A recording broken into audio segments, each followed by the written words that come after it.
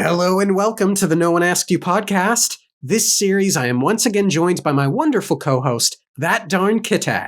Dorkus and I are sharing our experience reading Words of Radiance for the first time. Each episode, we will discuss the chapter and share our experience along the way. This is Storming the Archives, Words of Radiance, and today we discuss Chapter 1. Chapter 1. First, the epigraph, shall we? Mm-hmm. Part 1. A Light. To be perfectly frank, what has happened these last 2 months is upon my head. The death, destruction, loss, and pain are my burden. I should have seen it coming, and I should have stopped it. From the personal journal of Navani Kolin, yes, it says 1174. I gotta check them months out and stuff. I don't know when is this. When is this? It's 1174, so I'm kind of suspecting that this is thereabouts the time of the end of the last book, I think. Okay. Yeah. I did write to myself, is this about Elhokar? And what I mean is this about what Dalinar did to Elhokar and the ensuing chaos of Dalinar trying to maintain control over the war camps? That whole plot. Or is it the Sadeas destruction, the death? Yes. In all of that. Is it that? I don't know. Yeah. Maybe a mix of both or all of the above. Yeah. Although, frankly, I don't know how much she could have done. I mean, maybe she's gonna pontificate at some point about how if she had never left the Shattered Plains in the first place or something. Or if she had never encouraged Dalinar to trust Sadeas, although, frankly, Dalinar was trusting Sadeas long before Navani was saying it. Not that she did, she said she kind of trusts him. Well, she's just thinking that I should have done more, and that's where she can go. Yeah. But considering I'm not really expecting any more lengthy Navani POVs, I think that this is a good method for getting us insight into what she's thinking. So I'm looking forward to more epigraphs like this.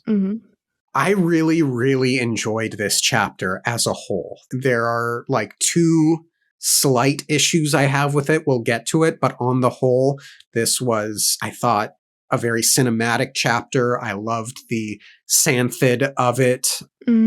I loved the lessons of it. There's a very feminine, I think, lesson thing going on for Shallan here. We'll get into that stuff. What's your overall impression? I also enjoyed it for the same reasons. The character stuff, I liked that we had a lengthy chapter and we had some learning a little bit about Shadesmar, about things like that. We also had that. Yeah. So let's get into it somewhat chronologically, shall we? Yeah. Semi-related. I continue the habit of saying let's get into it and then talking about other things. I got the big book, the big tour book, and I forgot to mention in the last chapter, there's a really beautiful picture of, I assume it's Shallan at the Shattered Plains with a massive book.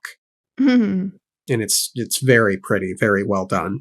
And there's a large insect in the background that's kind of hard to see because of the book spine. I've got the audiobook, so that's all I've got. I don't have the pictures, guys. No. I do have a note on the audiobook. We'll get to that one a bit later. Okay. But Shallan is back on the boat with Captain Tozbek, which is more mirroring, I think, from the first book. So we open with the assassination of Gavilar, and here we are with a similar opening from Shallan in the first book. So I'm very curious to see if that will carry forward to Kaladin in whenever we get back to him. And same with Dalinar. Yeah. We get a timeline. It's only been a couple of days since the events of the last few chapters in the previous book. She is on the deck of the ship on a box drawing pictures, and she's working on one of her venture into Shadesmar, and part of it rises like embossing, and it freaks her out. I'm like, she's getting a migraine. No. I think reading that, I'm aware this is Spren activity. And I think to myself, I really, really, really, really hope she tells Yasna. Yeah. Especially considering what we learned in the prologue. That's basically, it's kind of what was happening with Yasna. She was seeing shadows and things and visions, essentially. Visual hallucination sort of looking things. And that's happening to her too. Mm-hmm. So yeah, I'm like, yeah, okay, cool. You got to tell her about that because that's definitely related. You're not just sick. Mm-hmm. Yep. Captain Tosbeck, who is wearing gold and red, so I kind of imagine him as a Captain Hook looking figure, is there. I get slightly ahead of myself. She yelps in fear from the embossing and the magic of it, and Captain Tosbeck checks in to make sure she's okay. And we get Yalb back, who... Yay! Yeah, I liked him in the first book. Mm-hmm. And he's trying to be all fancy. Your accoutrements. Accoutrements, yeah. Yep. And apparently he has taken to saluting people. I did the weirdest chuckle cringe at that because in my younger years, I used to do that. In fact, I have a very specific memory. I was taking an improv class once upon a time, and we were doing this exercise where we were supposed to pretend that we were, a scene partner and I were in this situation where we would have no reason to talk to each other. And we had to naturally break into some sort of conversation. And it basically began with me saluting the guy. And then at the end of the exercise, the teacher was kind of reaming me out for doing such an unnatural way of greeting a person. And then the entire class was like, yeah, no, he does that. That was real. So it's a good greeting. I think so. Or at least used to. Anyway, Yalb helps her gather her pictures, and then he runs off where he tells some sort of joke or something, and Glory Spren appear, and she's looking out at her environment. I'm noting for later the word Frostlands. Okay? Frost, I think, denotes temperature. Yeah? Cold? Yeah. Okay. This is me building up to something later. Noted. As she's looking out, someone notes a Santhid. Yeah? So I very much love the use of the Santhid in this chapter. And this seems comparable to a whale, right? Yeah, like a giant squid whale. Yes. Did you ever play Subnautica? No. There are these alien things that I feel like look not dissimilar to how the Santhid is ultimately described, which is kind of neat. But it does have me wondering what whales represent in literature. Obviously, I think of Moby Dick, though I don't think that's what Sanderson is going for in this chapter. What do you think? Yeah, I don't think that's what he's going for. Maybe just the rarity, the fact that their size, all of that, the superstitiousness of sailors, all of that stuff is what he's pressing on, I think. I agree. And speaking of that superstitiousness, Yalb comes up and says, "Your good luck." And we basically learn that virtually no one has seen a Santhid. That's not entirely true. It's more like they are extremely rare creatures, so much so that there is skepticism over scholars who claim to have seen them. And when they wash up dead ashore, they are usually decomposed so much that you don't seriously know what they look like, undisturbed. Yeah. And Shalon is dissatisfied with only being able to draw the shell, which has peaked above the surface. Yeah, that seems like that's what they do when they're following a ship. Their shell is like on the side, and that's how they're usually seen. Mm-hmm. Yeah. Shalon wants to take a dip in the ocean.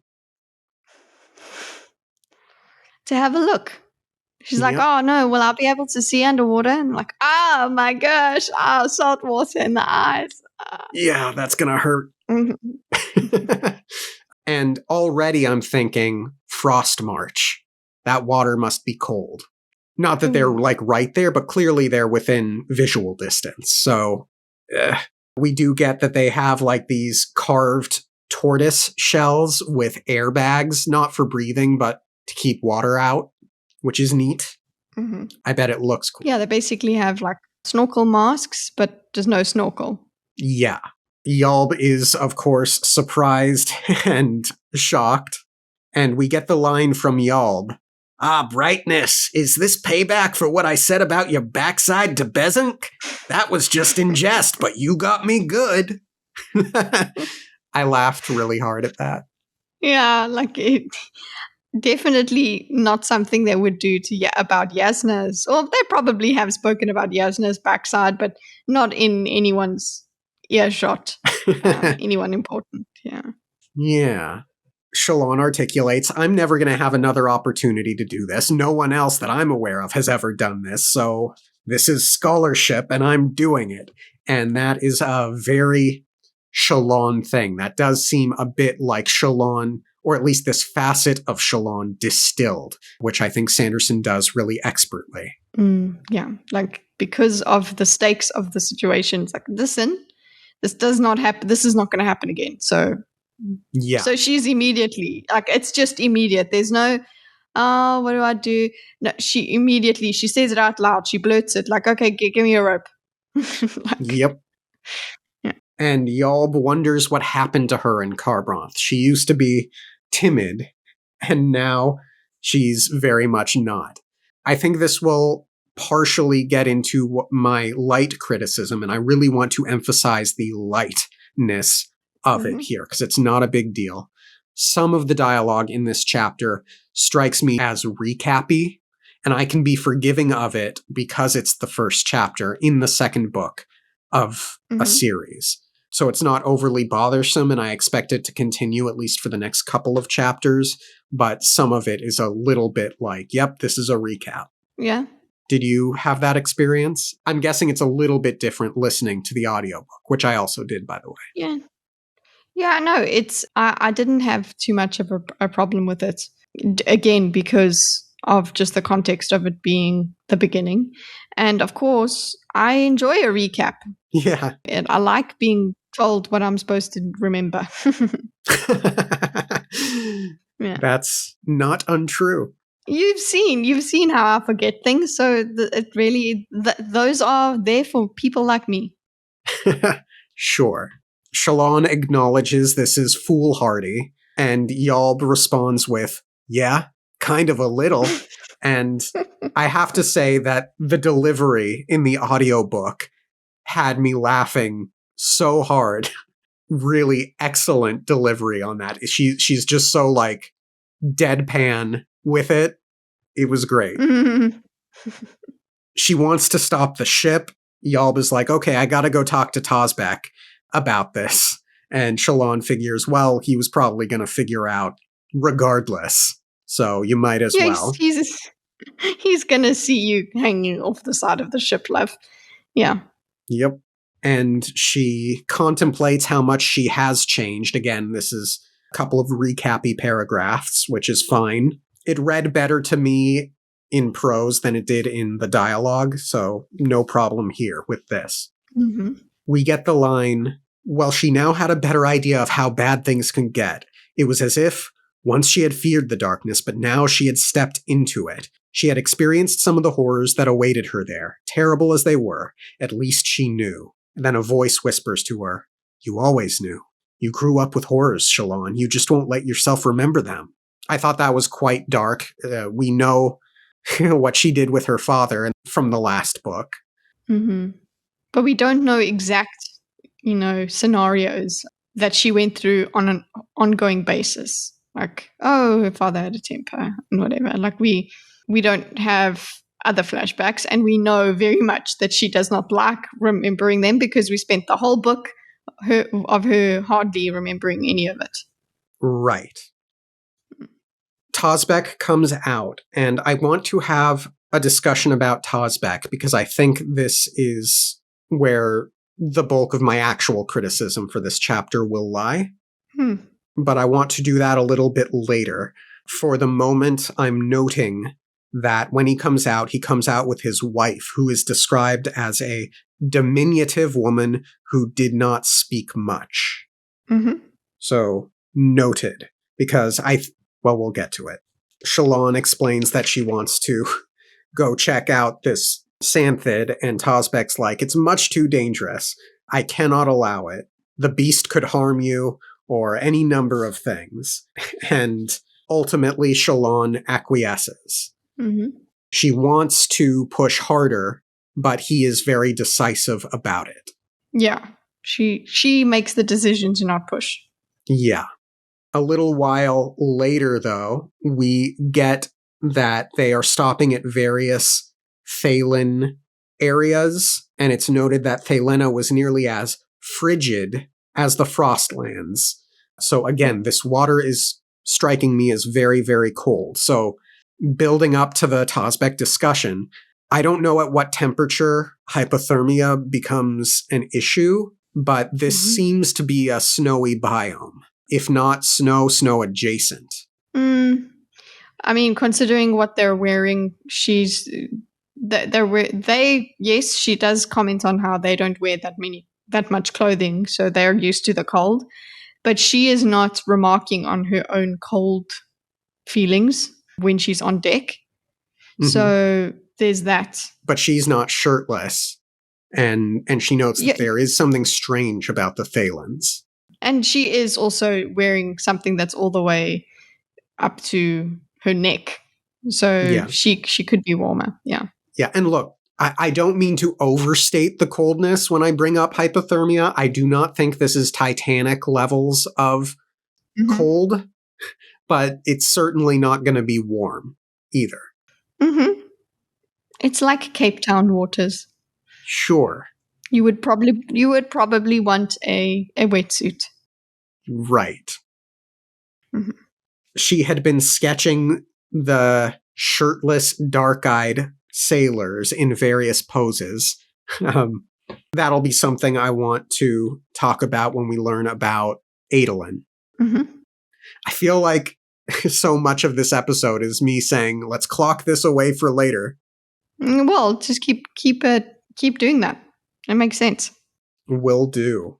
Yasna comes out, and as we're getting the description, we get Shalon thinking, why did the woman have to be so perfect?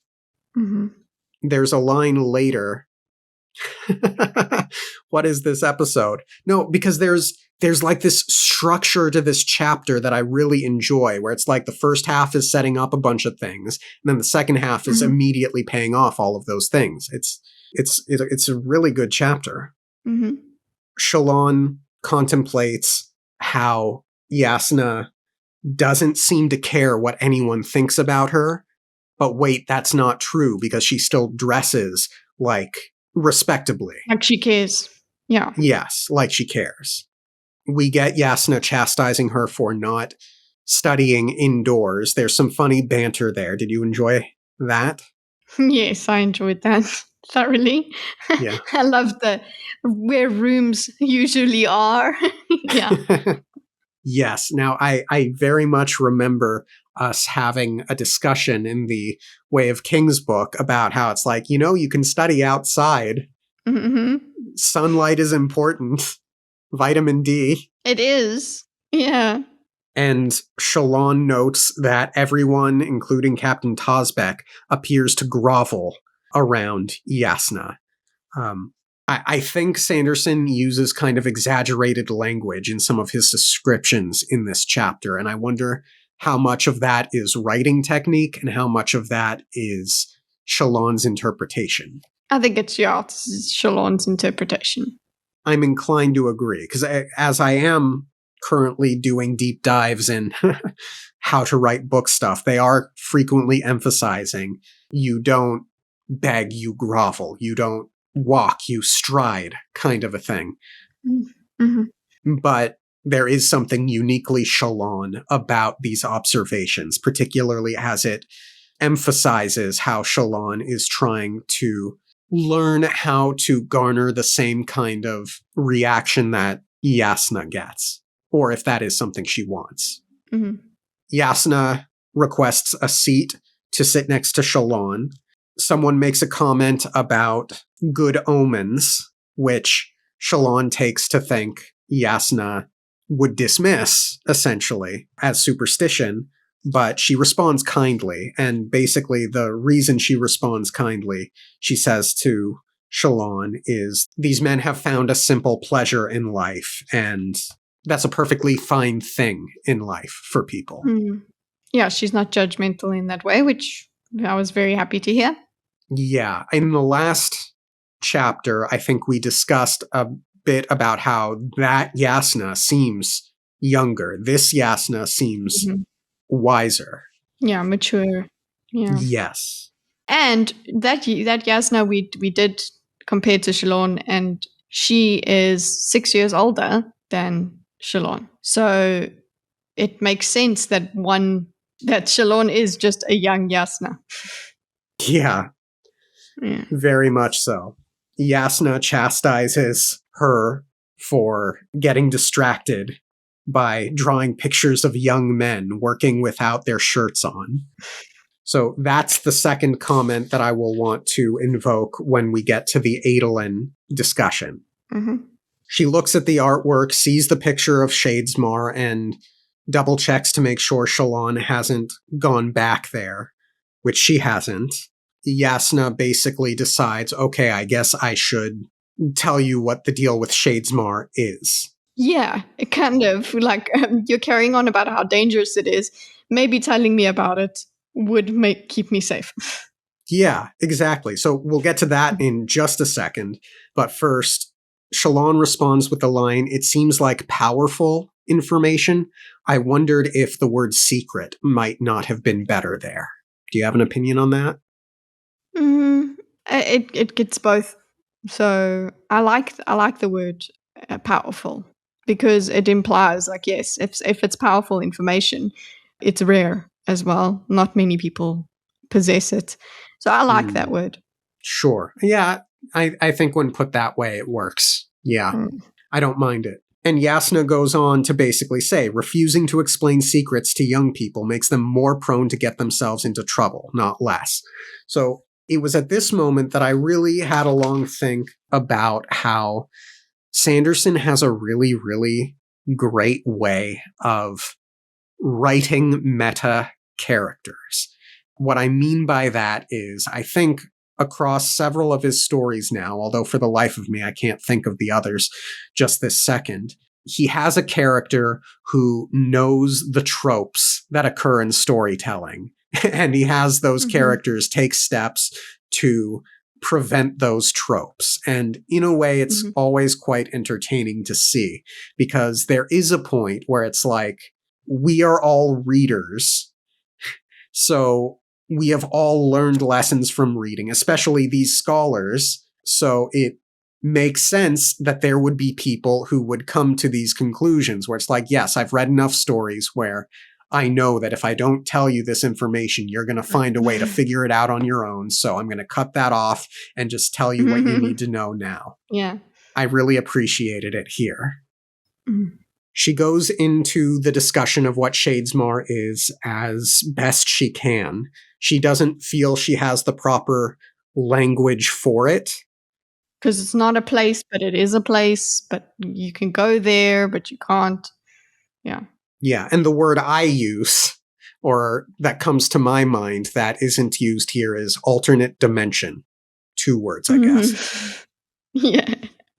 But she explains, I think, what we have already learned, both from The Emperor's Soul and from Way of Kings, which is to say that it's the cognitive realm. It is the world where things envision themselves. And she talks about the unconscious self. And I wrote to myself, collective unconscious. I love it. I love it. Yeah, and look, I haven't read Jung, but I've read about Jung, and I appreciate it. I do have a copy of his book, and I want to Archetypes and the Collective Unconscious. I do want to read it one day. I'll get to it. Oof. I need to get that book. Yeah. Yasna notes that it is through this likely that Yasna has her artistic ability, which I thought is a really, really excellent connection and not dissimilar to the real world. I think that is what artists do. They tap into the collective unconscious, to the human experience, and create from it to communicate through it some sort of expression. What do you think? And they do that, and they have the ability to represent things that exist in the world. I'm talking about visual artists, specifically in this case, like the way Shalon is. It's like she has an extra sense of how to represent things, and it just comes naturally. So she can visually connects to what that object is really well. Yeah, to make good, amazing visual art. So I was focused on that part. Yeah, man, let me tell you, I have so much envy for the people who are so naturally gifted. Yes, I'm familiar with iceberg theory, and I don't see the hard work that all of the amazing artists that are out there that they put into getting to it, but I think it seems undeniable to me that there are people with some natural talent, and I'm not one of those people. I've worked so hard for whatever minor amount of skill that I have, and anyway. So basically, Shalon doesn't understand, but she craves to. We get the line, Shalon's mental image of Yasna Kholin was of someone almost divine. It was upon reflection an odd way to regard a determined atheist. So this is calling back to the line about how perfect she is that I asterisked earlier. And are you at all concerned by this level of admiration for Yasna from Shalon? No, not yet. Idolizing someone it's pretty normal, I'd say. It's a normal thing that happens to people, where somebody is, especially when you're always comparing yourself to someone and they are always coming up on top. They're always better than you in most things. You're nothing compared to them. So it's very easy to go into that thinking. Sure, I suppose. Your mentor is definitely a candidate for that. Sure. Do you get the sense from the last book in this that Shalon is a person of emotional extremes? Yes. She's from one point to the other. Definitely. I suppose it is these emotional extremes that feeds into why I'm a bit concerned. It's going to be very concerning if Yasna ever doesn't live up to this image that Shalon has created. Yeah, well, that's it. That's going to happen, because that happens when somebody is idolized. It's a very interesting thing when that happens. How do you then alter your view of the person? Does it make them less valuable? Usually not. It makes them human, and it teaches you something about yourself. It's like finding out your parents are flawed when they're supposed to be perfect. Because when you're a kid, adults are supposed to be the be all and end all, and then you realize, oh, they're just people. So it's the same thing that she would probably go through. I can see that happening. Sure. So then Yasna points to the ocean, says to look down into the waters, and asks her what she sees. And so part of, I think, the beauty of this chapter is how Yasna is trying to teach her about Shadesmar and the collective unconscious and the unknown through the ocean. And the big bookends of this chapter are she wants to peek into the ocean. She wants to look beneath the surface. And by the end of this chapter, we'll get into it in more detail, but she sees the ecosystem. She sees not just the big thing, but all of the little things as well. And it's comparable to, I think, Shadesmar in no small way. Yeah. Like I said, I really do love this chapter. Shallan gives the artistic response, I see eternity.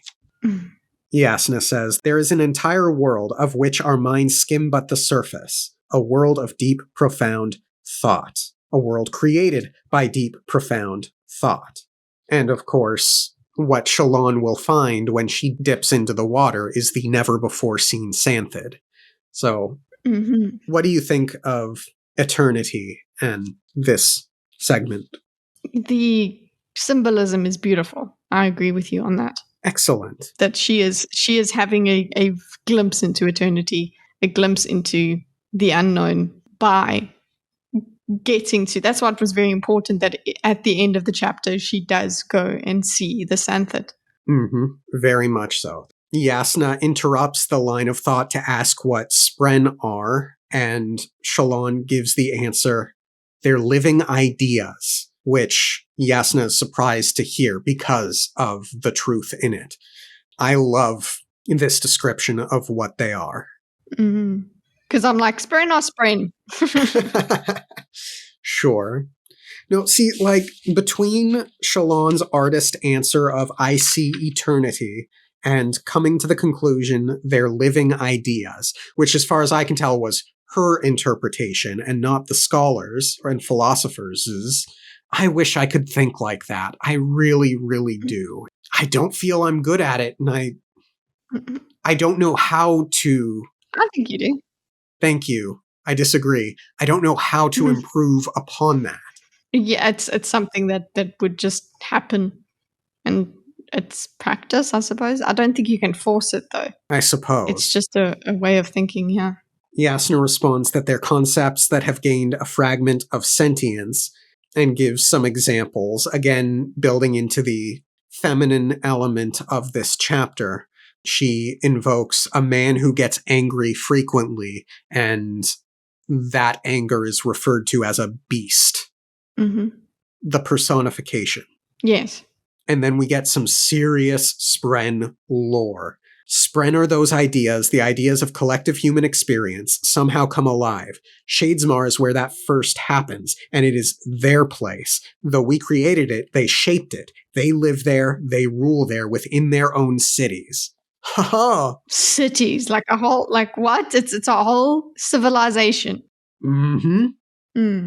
So that's pretty darn big. Yeah. That introduces the possibility of political factions, among other things.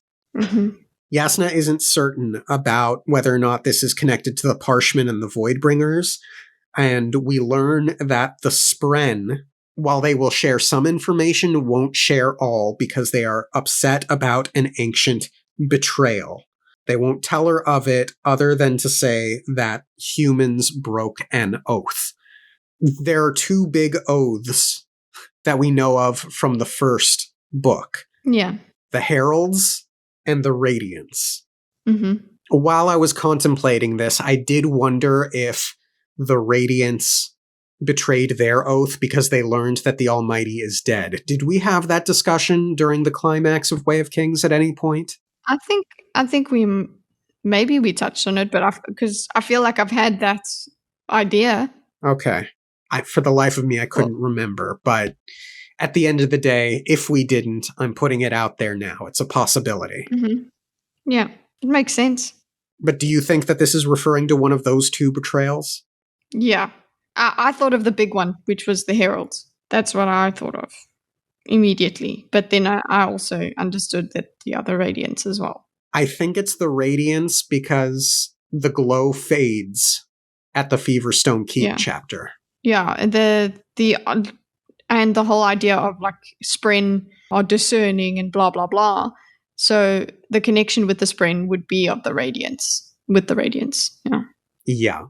We get the first part of 2 exchanges in which it's basically stated that whether or not Shalon wants to be involved in all of this, she doesn't really have much of a choice at this point.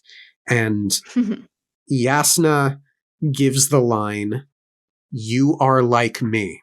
And I underlined that like 20 times, not literally, but this may be one of the best lines in this chapter so far because of how much we were into the line in the last chapter, "Is it lonely?" Because this is such a big thing for Yasna to finally have someone that is like her. Yeah. And of course, Shalon would be underlining that because she's like, me? Be like you? You, perfect, amazing person? I wouldn't share any characteristic with you. Mm-hmm.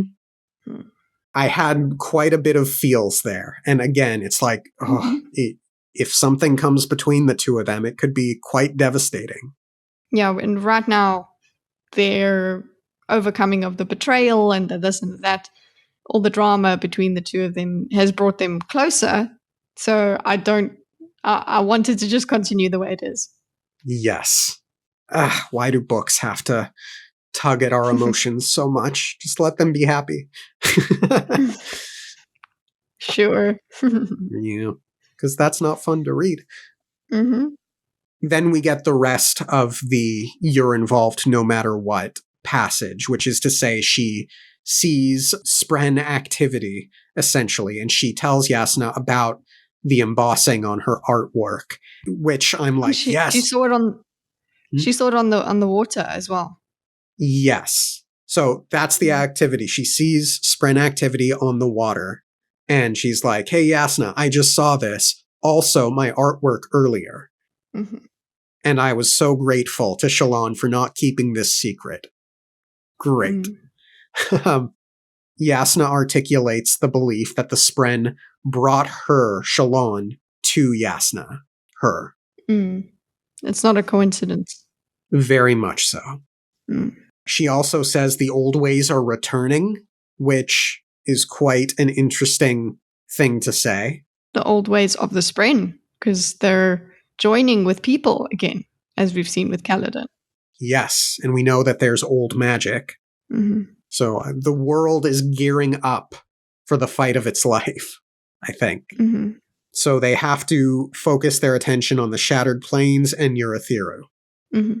Then we get passages about Shalon and her family. She feels bad about having abandoned them. Balat was at least glad that one of them could get away. But this is just so important. Shalon has to be with Yasna right now. Yeah, she sees the gravity of the situation. She's like, sure, we could try and figure out our finances, but the world would still end, so... Yeah. Yeah. And fortunately, thank the Almighty for Yasna and the fact that this doesn't seem to yet be a long drawn out thing. Meaning I'm glad we get this answer right here, right now, instead of leaving it to mystery for several chapters. Yasna has taken action to solve that issue for Shalon. Yes, I'm so glad we're told. Like, when she first said, I've taken action, I'm like, oh, please. Yes. Please don't just say that. Very much so. Yeah. The first one is she wrote to Navani about the broken soulcaster, and Navani's like, yeah, it's probably this common problem that we see frequently. I should be able to fix it. Yasna explains in a very practical, pragmatic, compartmentalized way that I appreciate seeing in Yasna. She's like, look, I'd rather the Ghostbloods not have a soulcaster, but I have more important things to deal with, so we're going to fix it. We're going to send it back to your brother. Have them tell the truth, that it broke and that it was brought to me to fix. And that'll put a stopper on it for the time being. Hopefully. Yeah. Yeah, and whatever their plans are probably would still be going on anyway. Yes, I agree. Hmm.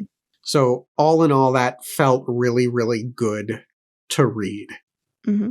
And of course, I fear that it will take too long for all of that. Like, I hope Mm. Shallan's family will be able to stall a bit longer. But Yeah, I don't think they can. Yeah. I agree. I feel like they've pushed this out about as long as they can. Or the Ghost Bloods will be like, okay, so we're going to take one of you guys hostage, and then we're going to go to the Shattered Plains to pick it up directly from Shallan. Yeah. So we'll see what happens with that. Mm. The other thing, Yasna is a bit uncomfortable with having initiated, thoughtfully so. Mm-hmm. She has arranged a marriage between Adolin and Shallan. Mm-hmm. I was like, oh, that's very quick. And also she was like so thrilled with that very quickly. Okay. Yeah, he's a great bachelor. Woohoo! And she thought she would probably never find anyone, so that's marriage sorted. That's why she's so excited. Yeah. Sure. I mean, I'm glad Dalinar is like, whoa, whoa, whoa, hold on. At least meet Let him first. choose. Yeah. No, but she provides a bit of an explanation. She's grown up thinking her father's going to choose her husband. So it's never been about, oh, I'm going to fall in love and what. None of that. Right. She's had and she's had the bad experience of kind of liking a guy and then he turns out to be like an assassin. So yeah, I can follow her logic here. Sure. And by all accounts, it is an excellent match for her. I mean, I don't know how much the Colin house has to offer after the devastation of the end of the last book, but it's still a great match for her, especially considering the dire straits her house is in. Yeah. For all of the lusting after dark-eyed sailors lines that I asterisked earlier, this is where I bring it back. Maybe I just love rom-coms and romantic dramas, but on one hand, I'm wondering if Shallan's going to arrive at the Shattered Plains and develop a crush on Kaladin. Yeah. On the other hand, because I think we discussed Kaladin Shallan at some point in the last book, but on the other hand, I tell myself, well, no, Shallan is fairly conservative in terms of culture. I don't necessarily think she would be into a Dark Eyes, except for the fact that this chapter here specifically sets up her lusting. No, that's overstating it. But eyeing some dark-eyed. Yeah, folks. I don't agree with the word lusting. Like I don't think she's maybe appreciating. That's it. Yeah, I found it more like in an artistic way that she's drawing them. It's not actually being, maybe she's fascinated by their bodies and things like that, but I didn't find it lustful. I found it just musing kind of thing, that she's looking around and she's just drawing things. Sure. Maybe, yeah, that's just not the way I saw it. But it's the way Yasna saw it. Sure. So I understand. Yeah. At the risk of repeating my Nynaeve Rand shipping, what would you think of Kaladin and Yasna? That would be a better match, I would say. Yeah, they're both so strong-willed. I would enjoy that way more than Shallan. I don't think Shallan is... she's just too... immature? Young at the moment. And yeah, she's too immature. So her and Adolin, because they're both immature, that makes sense. Yeah. I think Yasna is older than Kaladin, but I also don't think Yasna would care about the dark eyes of it. Yeah. Not that it's, like, unreasonable to have an older woman and a younger man. It's just less common, I think. Yeah. Anyway, Shallan is exceptionally excited about all of this. And Yasna is still kind of uncomfortable. And Shallan is like, well, it's not like I'm getting into slavery. And Yasna's like, I guess it's not, but there are some lack of freedoms implicit in a relationship. And I made this decision for you, essentially. So look, there. Do you think Yasna's the kind of person that would liken a marriage to slavery?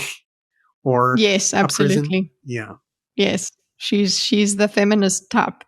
She's the I don't need no man type. So I expect that. Sure. She also describes her mother, Navani, as being overwhelming, and we get the line, Shallan had trouble imagining anyone overwhelming Yasna. And, I mean, the phrase is, no one gets under your skin like family. So... Yeah, that's part of, she'll see that Yasna's just human. Yep. So there's a causal betrothal, meaning it's not like legal yet, but the plans are more or less in place. They just have to meet. Mm-hmm. And then we get that Yasna heard about what happened on the Shattered Plains. She says, there have been shifts, a great loss to my uncle's army, another reason for us to hasten to the plains. So, which is what they're doing, yeah. Yep. Hurry! Yep. She's uniquely excited for Adolin. He has a reputation as being an excellent duelist with a shard blade and, of course, a royal prince who is third in line. And we get from Yasna that while another daughter of a high prince might have been preferable, it seems he has managed to offend each and every one of the eligible women of that rank. The boy is, shall we say, somewhat overeager about relationships. Nothing you can't work through, I'm sure. It's not surprising to me that he has offended nearly everybody. Although I feel like we're kind of throwing away that last one, because I got the impression that was, they were going to fight to make that work. And I feel like they were trying to set up, Sanderson, I mean, was trying to set up something very Vinny about his previous girlfriend.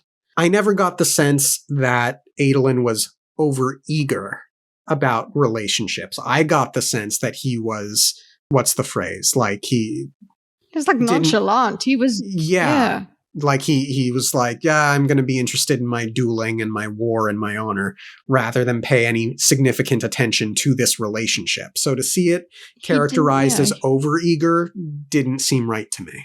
Yeah, to me, it makes sense. It would be just an outsider perception, also like an aunt's perception. What do you know? But he basically, he didn't seem to care much. Like he cared, but he didn't take it seriously. He wasn't like, this is the one.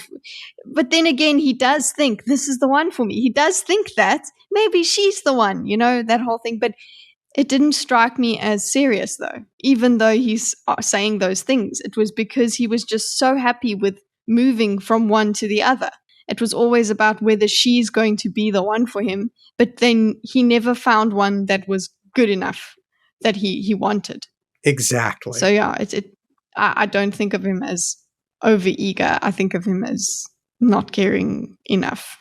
I agree. So it's kind of like the exact opposite, which is why it kind of took me out there. Yeah. Shallan asks what she has to offer the Kholin house, and Yasna says, essentially, I think you might be a radiant, and that's pretty darn valuable.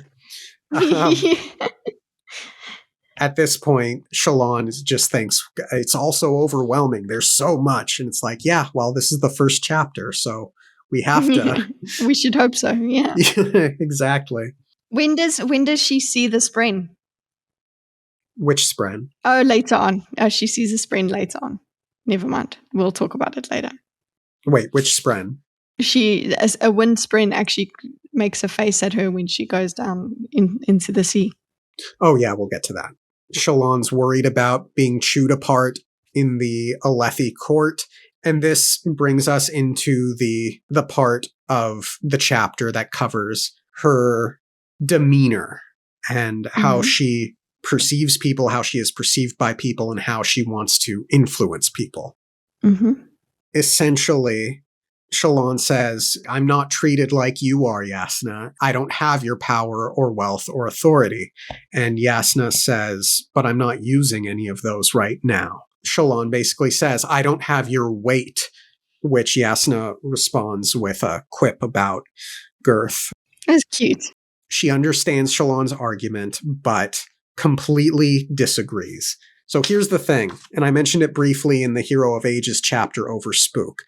I don't agree that anyone can elicit the kind of reaction that Yasna gets. Yes, there are things you can do that work in your favor, but I do believe that there are people. I don't think this is a very well thought of belief statement, but yes, there are things you can do to influence how people perceive you, but there is something inherent to each individual that is unique that elicits different response. I think Shallan doing the same exact thing with the same exact mannerisms, the same exact intonations as Yasna would elicit a different response. If nothing else, than that they are different people with different backgrounds, and other people looking at that will know that they are inherently different people.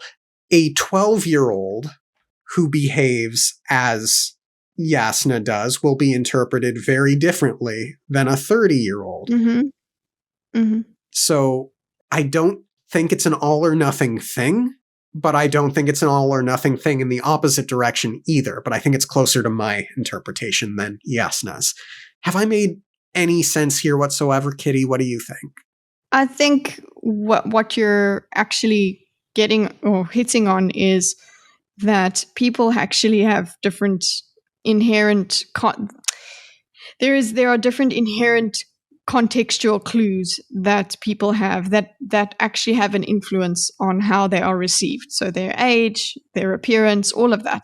So yes, somebody doing the exact same mannerisms might not get the same results, but that to me is because that person will not actually do the exact same thing. We are so subtle that you could pretend and you could think that you're doing the same thing, that you're using the same mannerism, that you're using the same intonation. You think you're doing it perfectly, but you're not.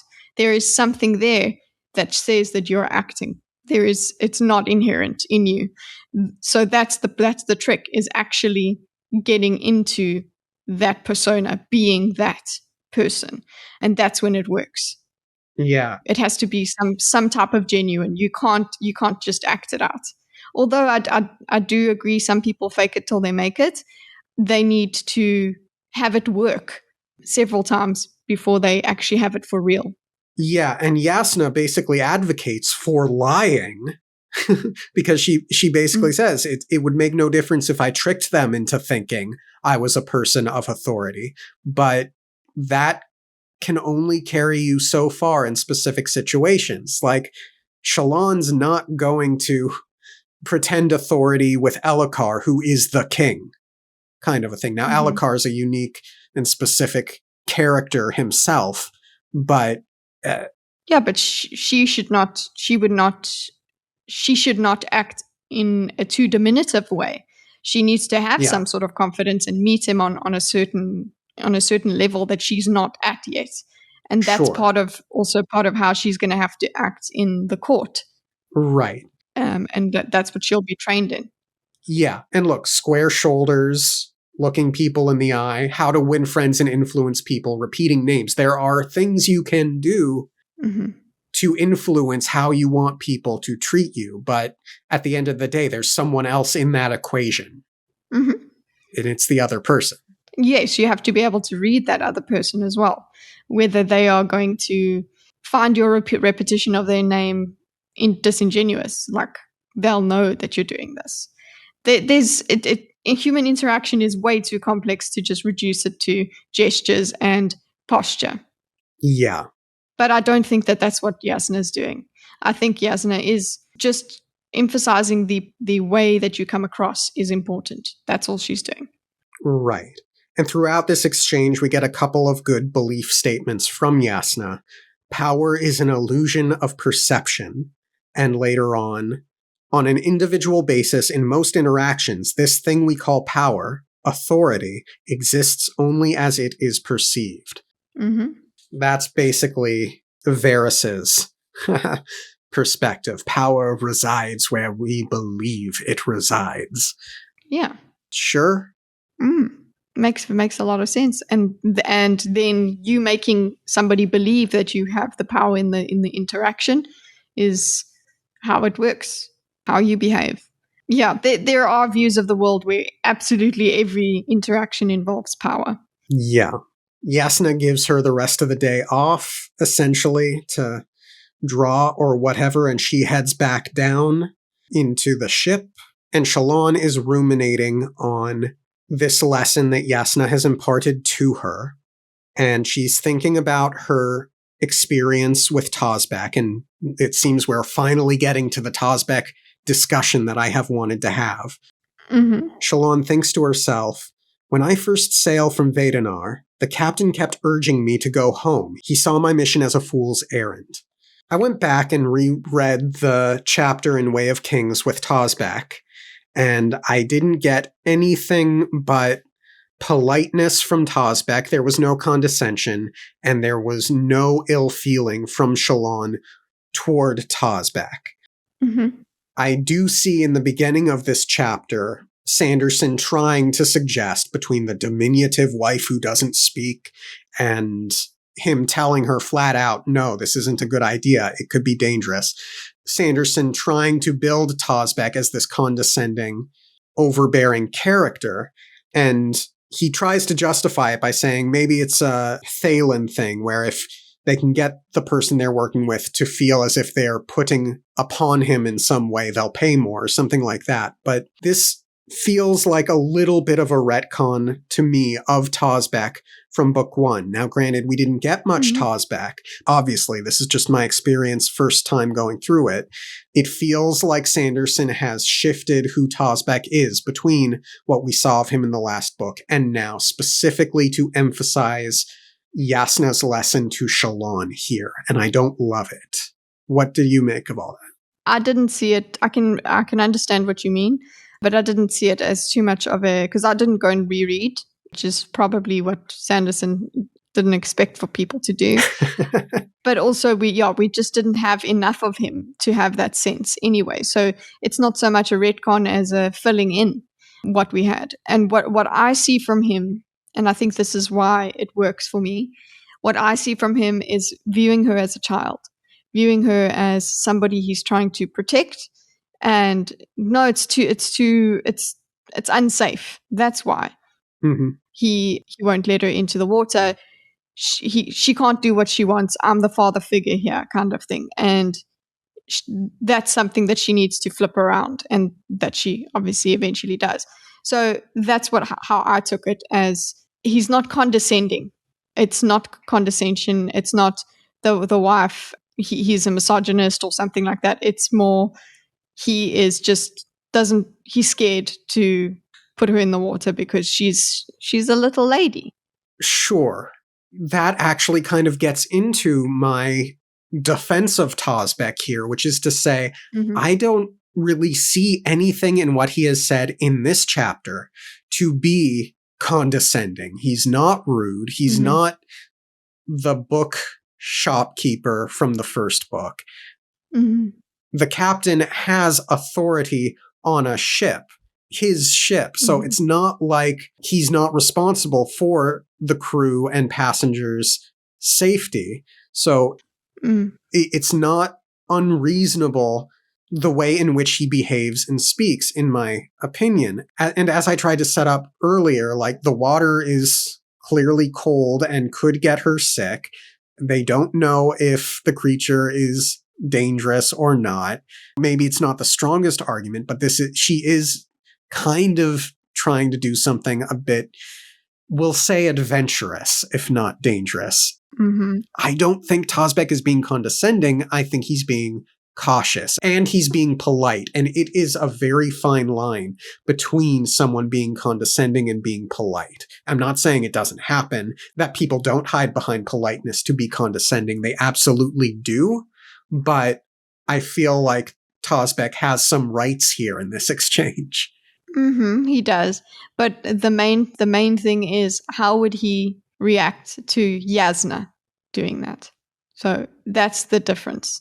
He would object? Yes, he would say the same objections. Absolutely, but then Yasna would push.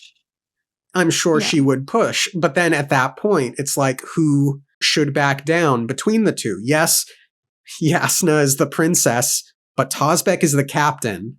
He is the captain on the ship. He would have to say that. And he didn't go, I'm the captain here, like he doesn't do that. So if he doesn't do it, then that's it. Sure, because Sanderson wants Shalon to learn a lesson here about how she interacts with people. And certainly in backing down, this tells us something about Tozbek and who he is as a person. Yes. And maybe he doesn't believe the situation is as dangerous as he says he's concerned it might be. I think it is dangerous, but that's its own other situation. There's this great scene it's obviously not a one-to-one here, but there's this great scene in the HBO's John Adams series when John Adams is going to France to serve as ambassador, I think it is. He's on a ship, and the ship ends up being under attack. And the captain of the ship yells at John Adams to get below deck. And it's like, yeah, I understand you are basically royalty in this situation here, but there are rules here. You're just getting in the way. Yeah. Yeah. I'm the captain. Yeah. No, I'm the captain now. No, the captain thing is very, I watch, reality TV sometimes. Okay. It's a guilty pleasure. And I watch something called Below Deck. And they're super yachts, right? So you have people that are paying a lot of money going onto a yacht and they want to do whatever they want to do, but the captain says no. So I'm still the captain here. So they technically have all the power as guests. Mm-hmm. They can do it, but he's still the captain. So they have to listen to him. Yeah. What he says goes. Yeah, and you can apply this to other situations in which people pay to do dangerous things, where it's like if you're going to go skydiving and you get up there and the skydiving instructor says something like, you know what? The winds just turned really bad, so we're going to land. We cannot do this. I don't care who decided to attend and pay for skydiving that day. I don't care if it's the king and queen. I don't care if it's the president or if it's just some random guy. You should defer to the instructor there when they say it's not safe. Yeah, exactly. But I think we've over-discussed this point at this point. Naturally, there's the literary perspective here, which I highlighted earlier, which is about Shalon learning to be a bit more like Yasna. And all of that is reasonably effective as orchestrated. Anyway, she goes up to Tozbek, insists very well, I would add. She does a really good Yasna impression, if you don't mind my calling it that. Insisting that she be let down there. And Tozbek acquiesces, and Yasna comes out after the ship stops, and she sees Shalon hanging off the side of the boat with the mask on and raises her eyebrow quizzically, and I saw that, and it was very humorous to me. Yasna appeared from below decks, looking about in confusion. She saw Shalon standing off the side of the ship and then cocked an eyebrow. Yeah, I liked it. I like that it would have really undermined her authority if Yasna came out and said, you're doing something dangerous. So very glad. Yes. She's dropped into the water. All of her clothes get wet. They balloon out. She makes it down. Light streamed down from the surface in shimmering, radiant columns. There was life here, furious, amazing life. And she notes the tiny fish that are shimmering around, living within the ecosystem of the Xanthid and the boat. And I think we've discussed a little bit the literariness of Shadesmar and the ocean, and Shalon going down into the ocean to see it teeming with life. And the beast itself, the Xanthid, it has one big eye and it looks at her. A group of strange spren shaped like arrows moved through the water here around the beast. Yeah, which made me go, okay, what concepts are running around over there? Interesting. Yes, very curious. The creature looks at her. She takes a picture of it in her mind for drawing later, and that's where the chapter ends. We missed out the bit about the spren. That on her way down, a wind spren actually comes to her and makes a face of some sort. And that I found quite significant because it could be the start of her own sort of Syl experience. That's interesting. Because it forms itself into a face. But I don't think, yes, but I didn't, I mean, I guess Syl's not a windsprint, but I got the sense that whoever Shalon's companion will be, may be, if be, would be one of the geometry men type situations. I didn't think she was going to get a windsprint. I thought she would get a truth spren. Yeah, they must be truth spren. But I don't know. Either way, the spren are acting strange around her, so I just noticed that. Yes, there are a lot of spren in this chapter and specifically placed. I always feel like mentions of spren are specifically placed with Sanderson. What face did the thing make? It looked like clouds or something. And she does think to herself like, oh, who made them so mischievous? A windspren zipped up to her, then formed into the shape of a face with clouds behind it. Storms, the thing had better not interfere. Was it human imagination that had given windspren their mischievous spark? Do we think of the wind as mischievous? It changes on you, so yeah, I think so. Yeah, and it whips things around and whatever. Yeah. So there ends the chapter. Yeah, gosh. I don't intend to go into such deep and specific detail each episode, but there was just so much in it that I think connected to other parts in it that it felt necessary to call out as many of the lines as I did. I think it's an excellent, strong start. Thank you. Yeah, I thought so too. It's an excellent, strong start to the book. Agreed. Nice pace. No, too much mystery kind of thing. So just right. Yeah, let's keep up good pace, please. Anything else to say, Kitty? Like the video. If you like.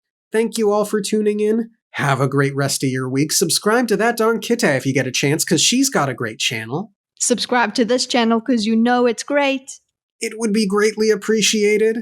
And we'll see you next time. Okay, thanks, bye. Bye.